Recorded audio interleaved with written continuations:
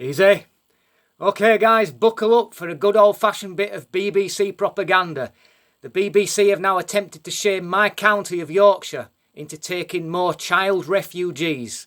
By that, of course, I mean adult economic migrants pretending to be children. It would appear that the Kent coast and the county of Kent, the council there, are overrun by people coming in on boats. Well, at least that's one way, I suppose, of admitting that thousands of them have crossed the channel, which they'd like to keep covered up. But let's just run through this little clip bit by bit, and I'll just have a comment on it as we get to each different bit. Here we go. Take a look. People in Yorkshire are being asked to consider whether they would foster a young asylum seeker. Since the coronavirus outbreak, there's been an increase in the number of unaccompanied children arriving in the UK in boats. No shit! Kent County Council is now asking other regions to help. Our social affairs correspondent Emma Glasby has been speaking to Hussein, who was fostered by a family in Leeds. Okay, so now we're going to hear from this family who fostered a so-called child refugee.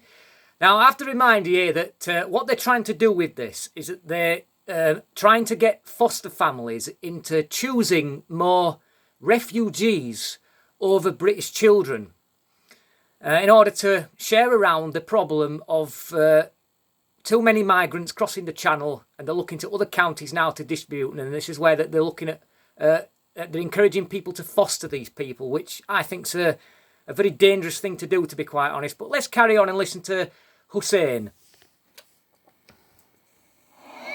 A refugee camp in France in 2016. A boy from Iran was living alone.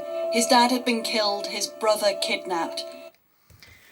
Okay, so that's a familiar story that we hear from these people about people being killed and at the risk of persecution and family members being killed. But this is all we've got to hear. So are we supposed to take now the BBC's word for this, that this is all true?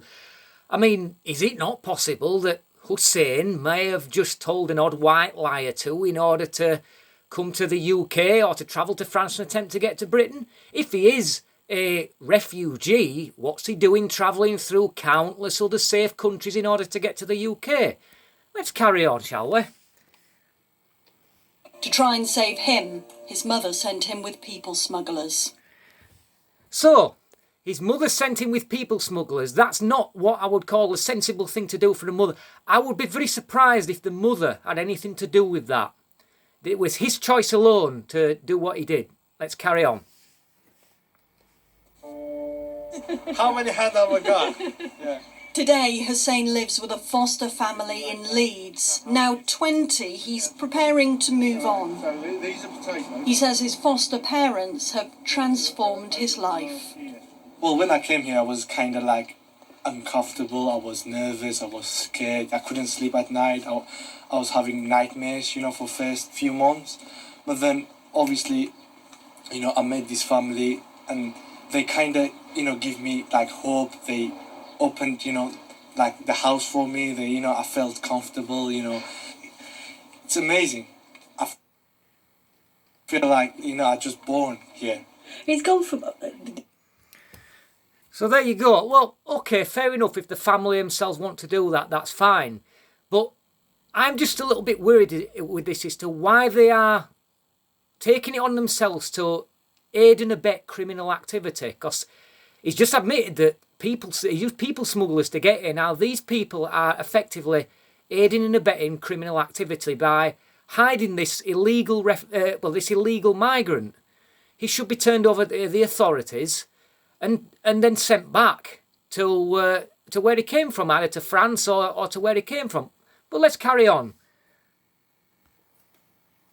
Hussein spent hours in a refrigerated truck travelling to the UK. Now more teenagers, mostly boys, are arriving in boats since coronavirus led to a drop in lorries crossing the channel. With Kent struggling to cope, Migration Yorkshire is appealing for people in our region to consider fostering. Okay, now we're going to hear from a woman from this group called Migrants Yorkshire and hear what she has to say. The BBC reporter actually asks her a decent question at this point, but you will laugh at her response. Let's continue.